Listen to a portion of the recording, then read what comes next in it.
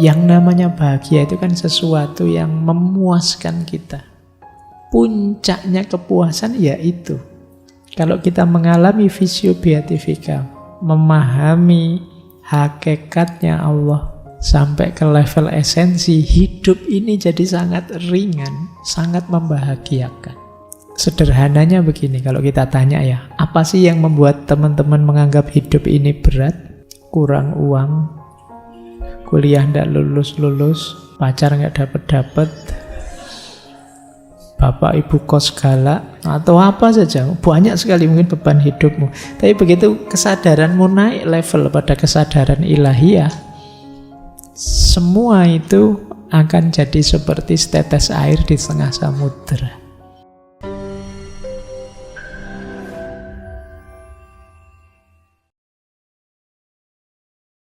Nah, tidak usah khawatir.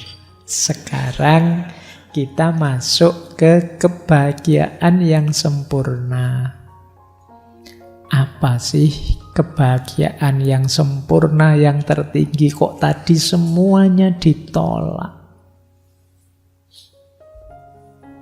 Menurut Thomas Aquinas, kebahagiaan sempurna itu visio beatifika. Ini kalau diterjemahkan letterlek, penglihatan, vision yang penuh kebahagiaan. Jadi istilahnya menarik, beliau pakai vision. Makanya tadi saya setarakan, mungkin ini setara kalau dalam tasawuf, puncaknya makom namanya makrifat. Vision itu penglihatan. Tapi penglihatan di sini bukan penglihatan dengan mata. Jadi beda. Penglihatannya dengan intelek. Intelek itu perangkat intelijensi manusia yang mampu menangkap pengetahuan. Jadi apa sih visio beatifika itu? Pengetahuan intelek, kalau dalam bahasa Indonesia mungkin semacam pencerahan. Tercerahkannya kita, karena dalam pikiran kita hadir pengetahuan-pengetahuan langsung tentang Tuhan. Ini visio beatifika. Pengalaman visio beatifika ini menurut Thomas Aquinas akan menghadirkan kebahagiaan yang sempurna. Karena di situ intelek manusia dengan substansi ketuhanan bertemu. Yang namanya bahagia itu kan sesuatu yang memuaskan kita. Puncaknya kepuasan yaitu kalau kita mengalami visio beatifika, memahami hakikatnya Allah sampai ke level esensi, hidup ini jadi sangat ringan, sangat membahagiakan. Sederhananya begini, kalau kita tanya ya, apa sih yang membuat teman-teman menganggap hidup ini berat? Kurang uang, kuliah ndak lulus-lulus, pacar nggak dapet-dapet, bapak ibu kos galak, atau apa saja. Banyak sekali mungkin beban hidupmu. Tapi begitu kesadaranmu naik level pada kesadaran ilahiyah, semua itu akan jadi seperti setetes air di tengah samudera. Tidak ada artinya. Jadi kalau kesadaranmu sudah menyamudra dengan kesadaran ilahiyah, kebahagiaanmu akan memuncak. Pak, tapi kok rasanya sulit ditangkap ya Pak? Karena kalian belum mengalami. Jadi pengetahuan ini tidak seperti pengetahuan yang dikejar dengan kalian baca buku atau mendengarkan ceramah. Makanya istilahnya vision. Vision itu pengetahuan yang fisik. Kalau dalam epistemologi Islam ada istilah huduri. Imam Ghazali menyebutnya laduni. Pengetahuan yang hadir langsung dalam diri kita, yang itu anugerahnya Tuhan, sehingga kita kenal dia secara hakiki. Imam Ghazali menyebutnya mukasyafah. Orang jadi sadar, ternyata hidup itu cuma begini ya. Ternyata itu gitu, terbuka sudah matamu tentang hakikatnya hidup ini, tentang hakikatnya Allah. Ini akan sangat membahagiakan jiwamu. Kalau dalam Islam akan naik sampai level mutmainnah. Tidak ada lagi yang bisa menggelisahkanmu, tidak ada lagi yang bisa menggalaukanmu, pengalaman apapun, karena kamu sudah paham hakikatnya hidup ini, yang diawali dari kefahamanmu tentang Allah. Begitu kamu sadar Allah dengan segala macam sifat-sifatnya, segala macam yang dilakukan Allah untuk kita, hubungan kita dengan Allah, kita akan langsung nyaman. Apa sih yang menggelisahkanku selama ini? Hanya masalah-masalah kecil, itu tidak berarti. Ada yang lebih hakiki. Itulah yang disebut visio beatifika. Penglihatan penuh kebahagiaan. Nah, ini memang di luar jangkauan pikiranmu karena kalian belum mengalami. Atau Mas Aquinas dalam riwayat hidup beliau beberapa kali mengalami ini sehingga merasa sampai beliau nanti disebut orang suci. Inilah kebahagiaan yang sempurna. Kita lanjutkan ya teori-teorinya tentang visio beatifika. Nah, kenapa sih kok intervensinya Allah, Pak? Kan kita ada akal budi. Otak kita apa ndak nyampe, Pak? Cara berpikirnya seperti ini loh. Ini nanti ada pengaruhnya neo-platonik. Jadi misalnya, iya sih kita punya mata, kemudian melihat sekeliling. Tapi apa kita bisa melihat sekeliling tanpa hadirnya cahaya?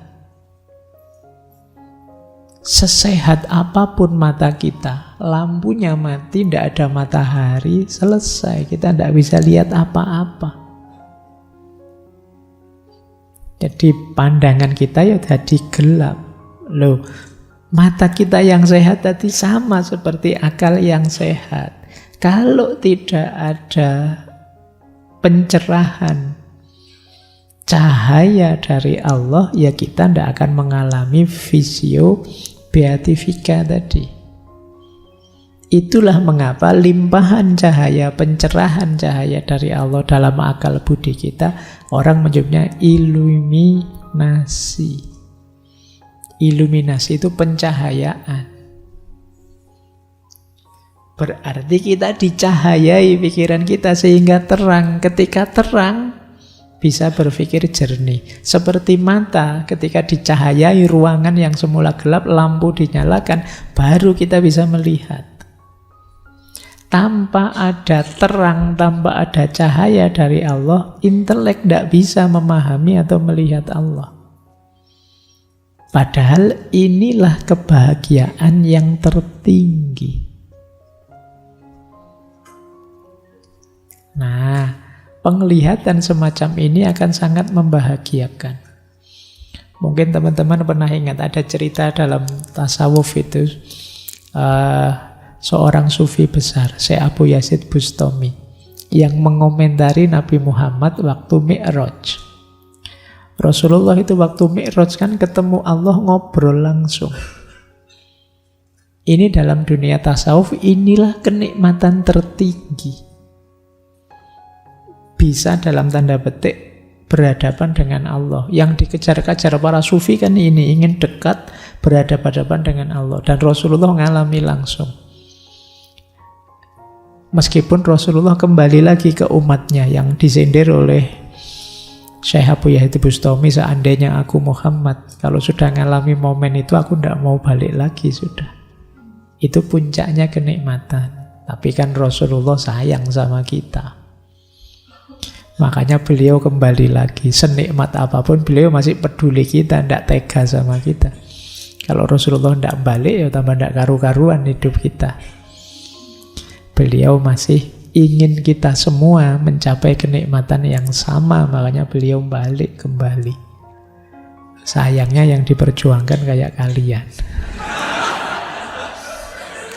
Ayo, kelakuannya. Jadi kalau teman-teman nanti melihat beberapa ayat tafsir,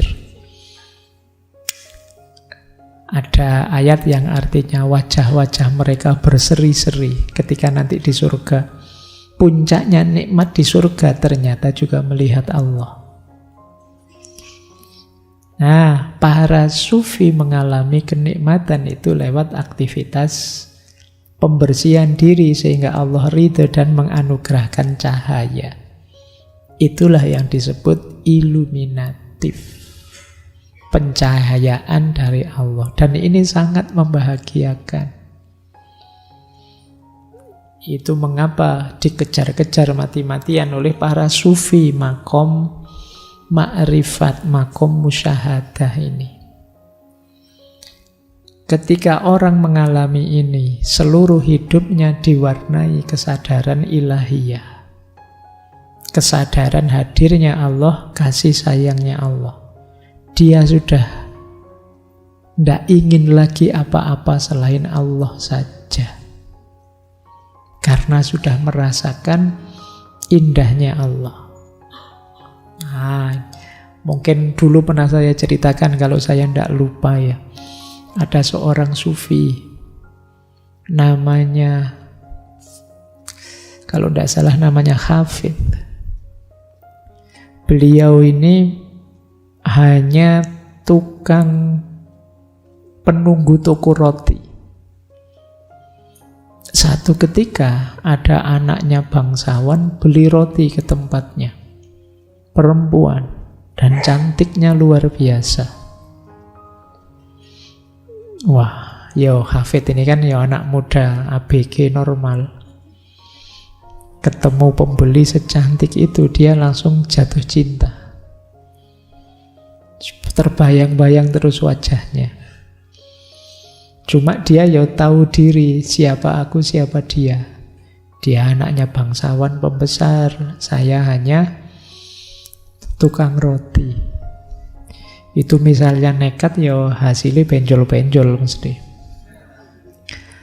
Nah, tapi dia tidak bisa lupa, wong sudah terlanjur jatuh cinta. Akhirnya apa? Dia menemui ulama besar, seorang ulama pada zaman itu. Dia mengadu pada ulama ini, wahai Syekh, saya itu jatuh cinta, terbayang-bayang terus, tidak bisa hidup kalau tanpa dia. Beneran ini kamu serius saya sudah mati-matian ini. Akhirnya oleh saya, ya sudah, kamu saya kasih ijazah ya. Ijazah, jangan dibayangkan ijazah kayak di kampus-kampus itu. Jadi dia dikasih amalan, amalkan doa ini, pokoknya amal ibadah ini setiap malam selama 40 hari berturut-turut.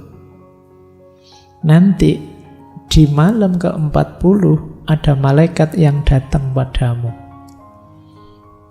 Ketika malaikat ini datang, kamu sampaikan kepentinganmu apa, nanti akan dibantu oleh dia. Wah, Hafid ini karena saking jatuh cintanya mengamalkan itu. Saya tidak bilang amalannya apa ya, bahaya kalau kalian tahu. Jadi wis tidak percaya sama kalian saya. Jadi 40 hari penuh dia mengamalkan itu, dan benar di malam ke-40 didatangi dia oleh seorang malaikat. Yang malaikatnya itu tanya, wahai Hafid, Allah meridhoi kesungguhanmu melakukan wirid, melakukan ibadah malam hari, apa yang kamu minta? Hafid ini begitu melihat malaikat tadi, betapa indahnya malaikat tadi dalam pandangannya Hafid. di pikirannya Hafid. Kalau utusannya saja seindah ini, apalagi yang mengutus.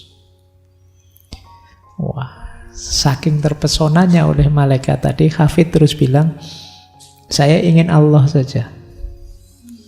Nah, ya sudah, karena dia mintanya Allah, oleh malaikat dijawab, oke, kalau begitu besok kamu temui seorang ulama namanya Syekh At-Tor. Kamu temui beliau, berguru pada beliau, kamu akan dapat Allah. Ya, dan beneran besok paginya beliau ketemu Syekh At-Tor dan diangkat jadi murid. Pada akhirnya dia jadi sufi besar. Yo, terkenalnya dengan Hafid. Nanti banyak puisi-puisinya, banyak syair-syairnya yang sampai hari ini mungkin sering kalian baca. Nah, indahnya melihat malaikatnya saja sudah mengalami ekstase, merasakan puncak kenikmatan, apalagi ketemu langsung, berhadapan dengan Allahnya, mendapat vision, pencerahan langsung dari Allah. Itu pasti jauh lebih membahagiakan. Itu gambarannya vision beatifika tadi, yang disebut oleh Thomas Aquinas. Sayangnya kita yang belum mengalami belum bisa menggambarkan sejauh apa kebahagiaan puncak itu. Oke ya, yo pelan-pelan siapa tahu nanti Allah ridho bantu kita untuk bisa mengenali dia.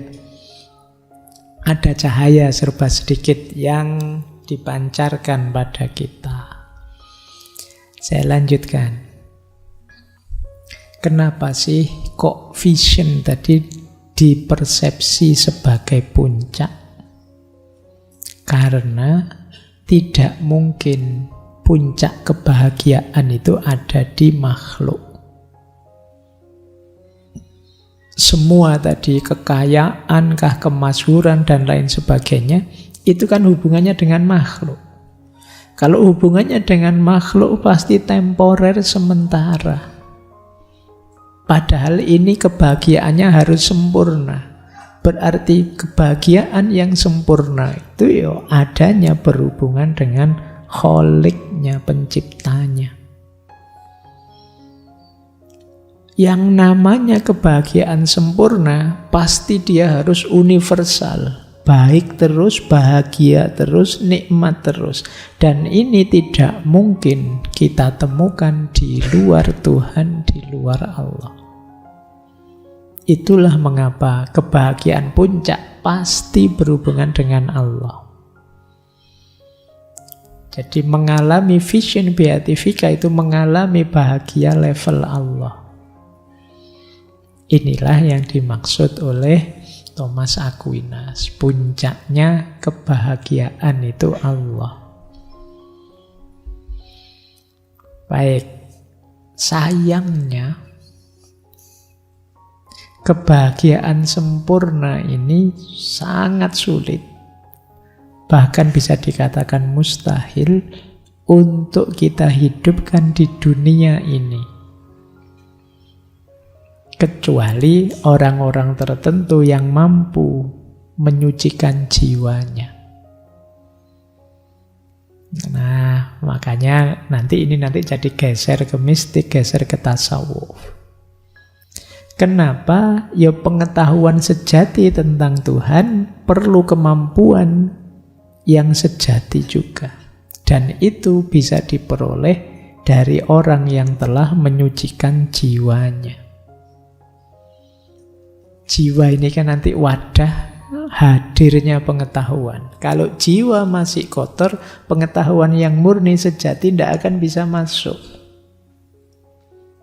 Akan terhijab, terhalangi oleh kekotoran tadi.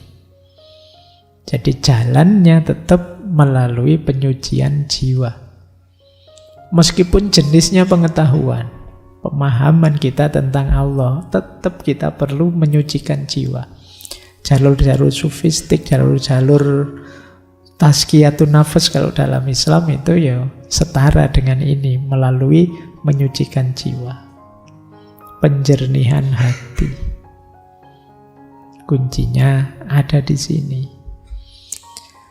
Nah, jalur yang lain apa? Tidak bisa, Pak. Kan sama-sama pengetahuan tentang Tuhan, tidak bisa. Kalau menurut Thomas Aquinas ada 3 sih jalur yang lain yang mungkin ditempuh. Yang pertama apa? Jalur pengetahuan biasa dari pengalaman sehari-hari.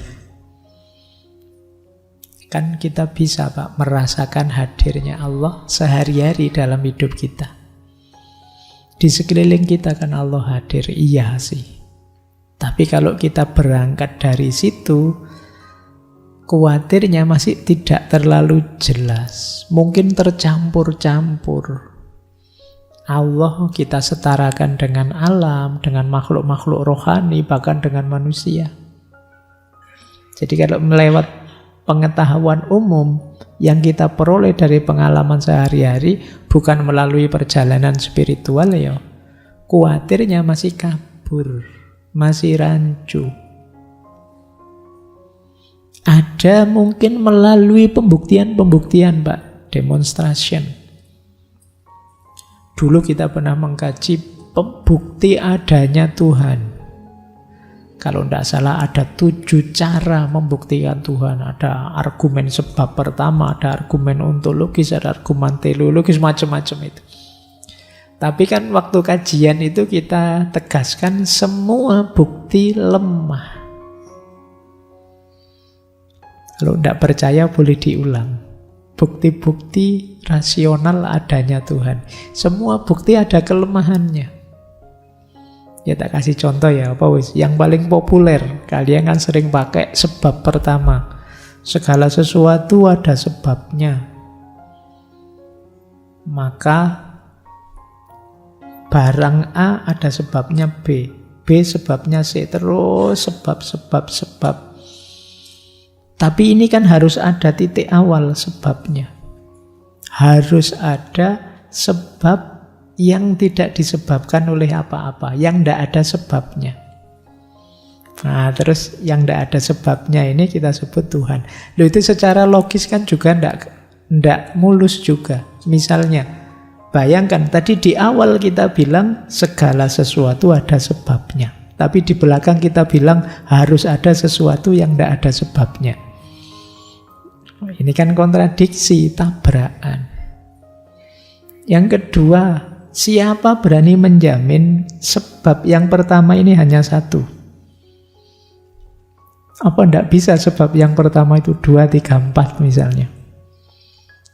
Kan secara logis mungkin saja kan. Oh, kalau misalnya kayak di Zoroaster itu, kalau yang baik-baik nanti sebabnya ini Ahura Mazda. Kalau yang jelek sebabnya Tuhan versi jahat, Ahriman dan lain sebagainya kan. Kenapa kok tidak begitu?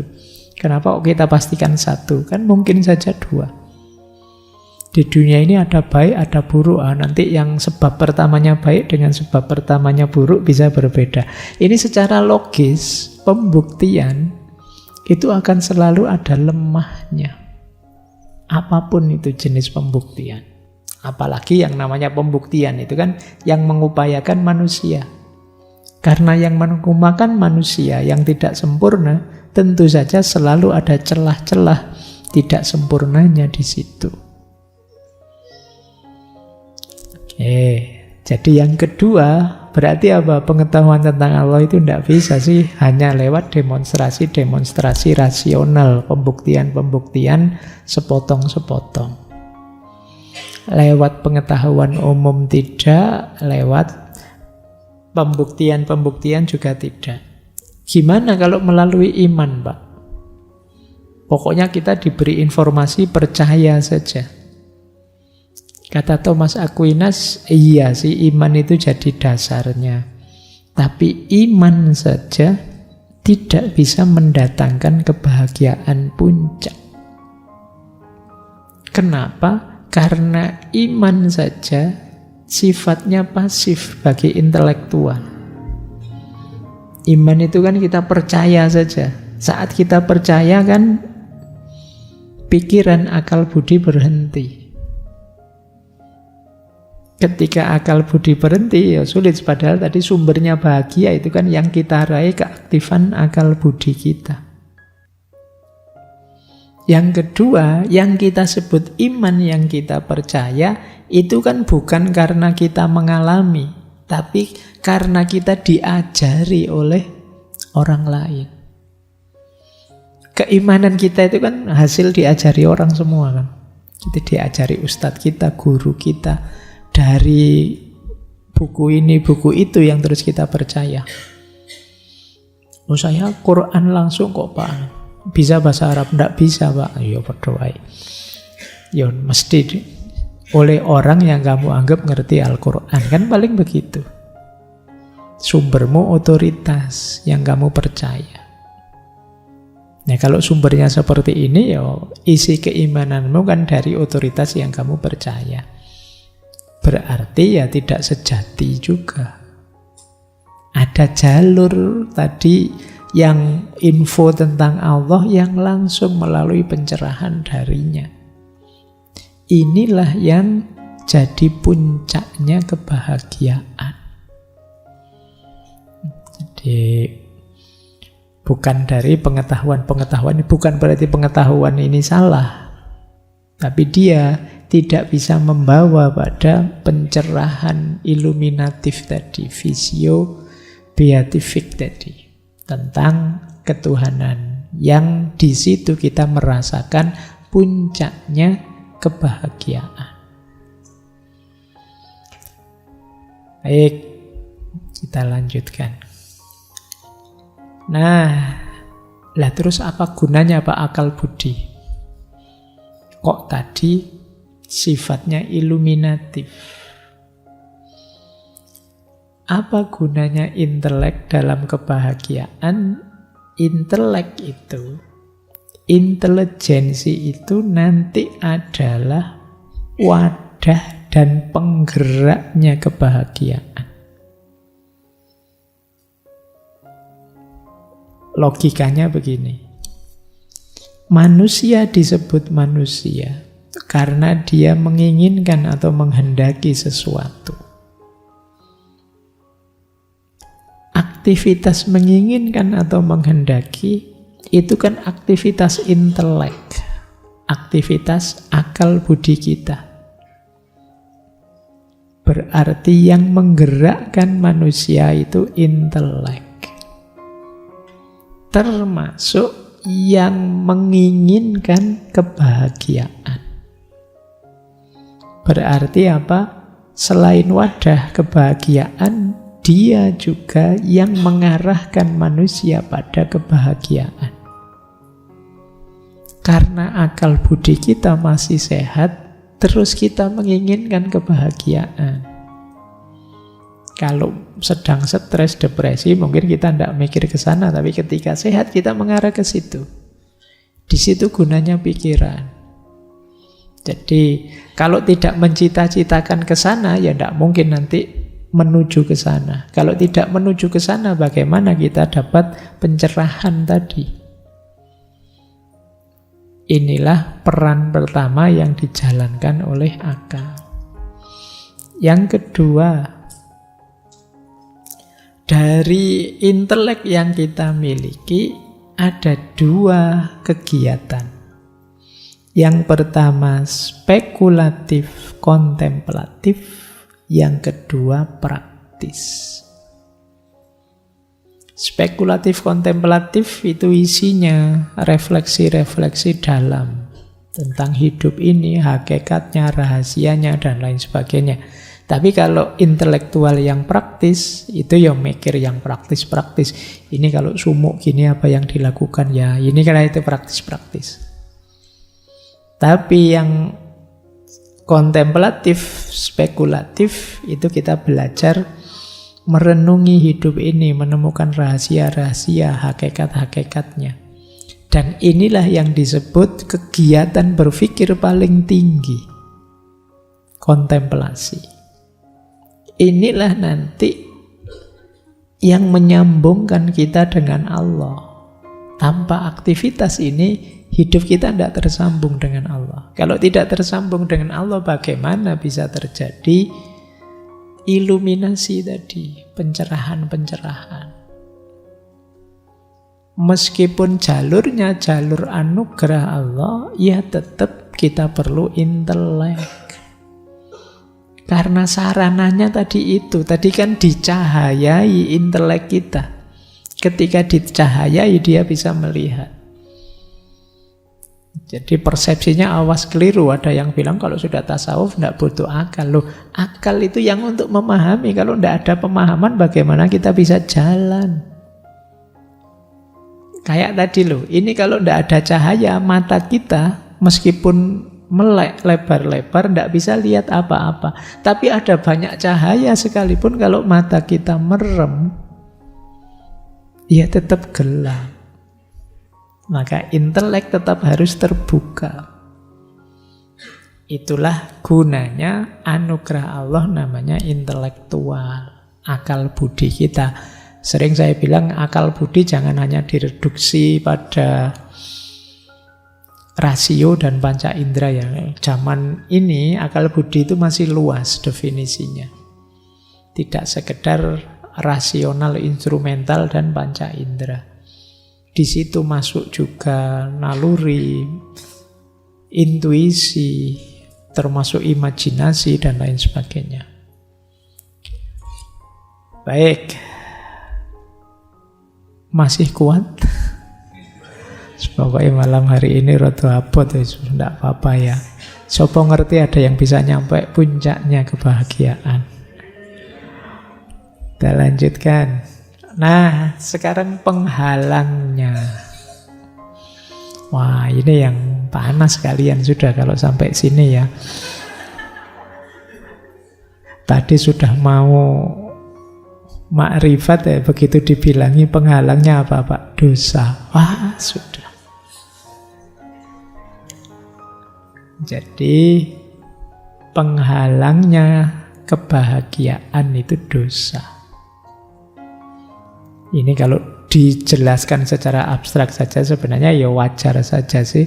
Orang yang melakukan dosa pasti saja dia akan dihantui oleh dosanya. Tidak tenang hidupnya karena kesalahan yang dia lakukan. Kecuali yang hatinya sudah gelap. Ini lebih bahaya lagi. Kalau ada di antara kalian yang melakukan dosa tapi kok tenang saja, tidak gelisah sama sekali, kalian harus mulai introspeksi dalam-dalam. Apa saya masih manusia?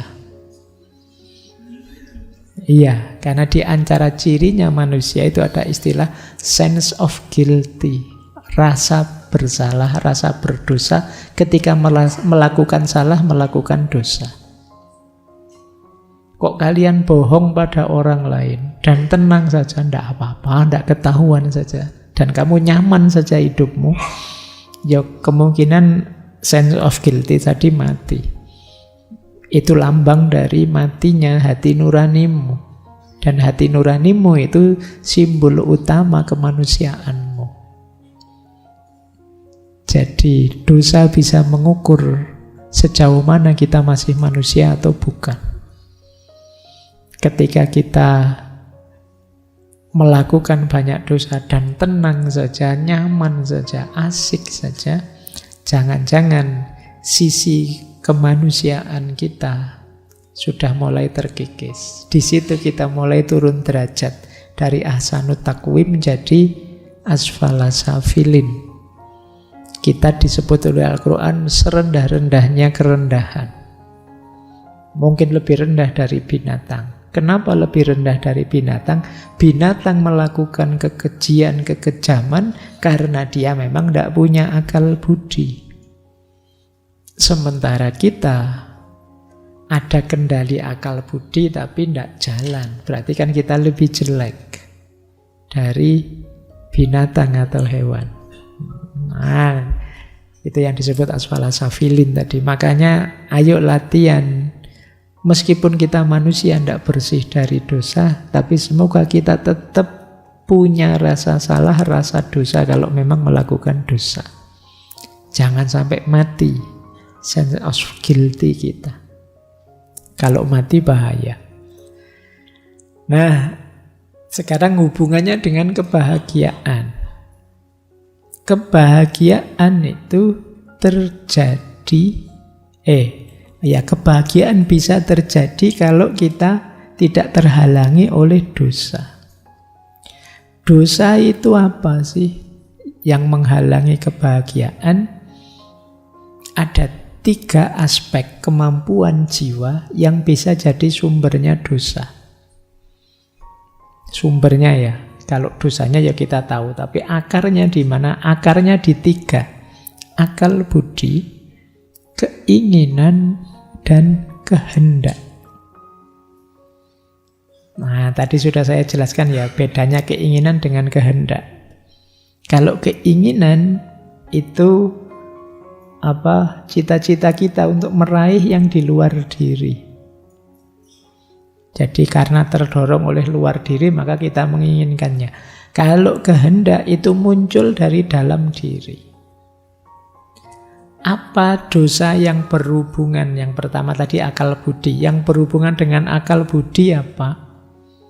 Lupa, akal budi itu kan positif, Pak. Seperti apa dosanya orang yang menggunakan akal budi? Yaitu orang yang secara sengaja membungkam akal budinya, mematikan akal budinya, sehingga dia bisa melakukan kejahatan dengan tenang. Nah, ini dosanya akal budi. Kalau akal budimu jernih, itu kan melakukan kesalahan teriak-teriak dia. Kamu menyakiti orang, itu dia mesti teriak-teriak, tidak setuju, tidak cocok. Jangan menyakiti orang, jangan sombong, jangan merasa menang, merasa besar. Itu akan dalam kondisi jernih dia akan bersuara seperti itu. Tapi kadang-kadang secara sengaja suara-suara dari akal budi tadi tidak kita dengarkan. Atau kita matikan. Thomas Aquinas memberi contoh, misalnya ada orang yang secara sengaja mabuk. Kalau sudah mabuk, saya bisa melakukan kejahatan dengan tenang. Nah, ini mabuk masih mending ya.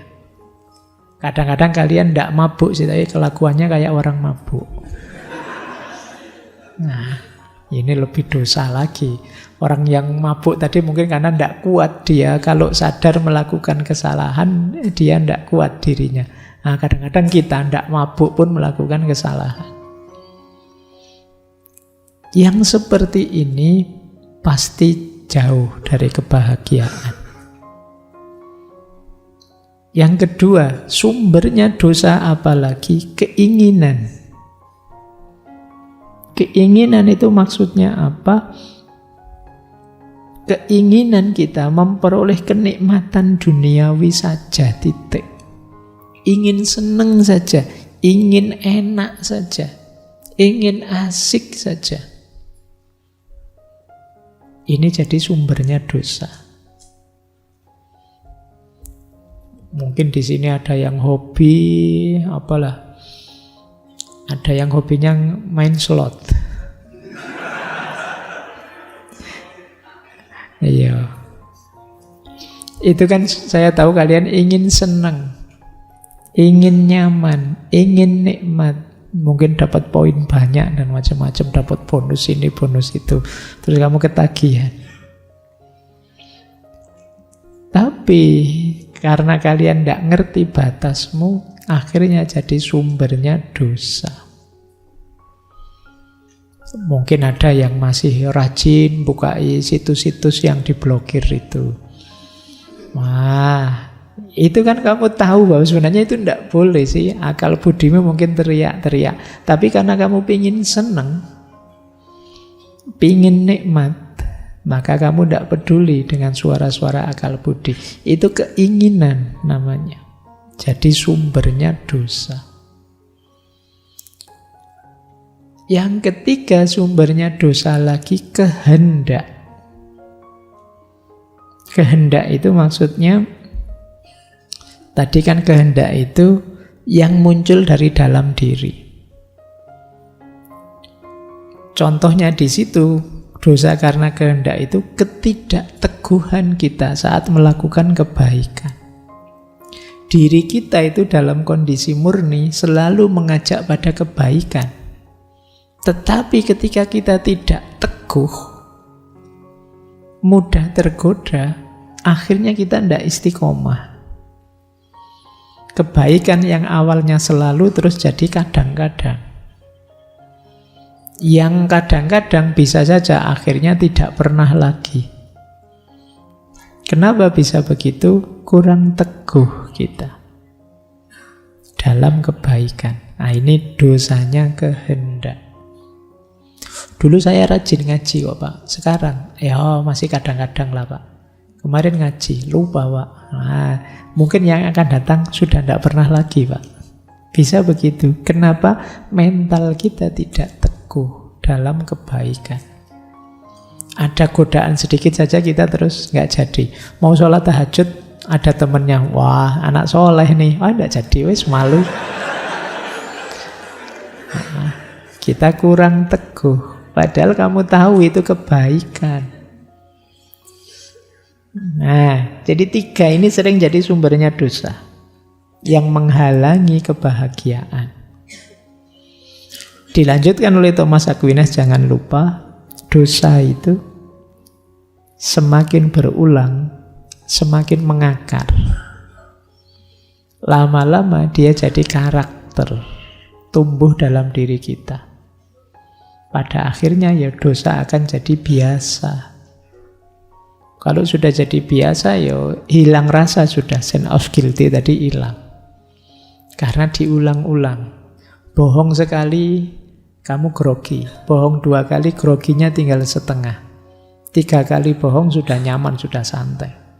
Sudah terbiasa berbohong. Nanti kapan-kapan kamu jujur, kamu kaget.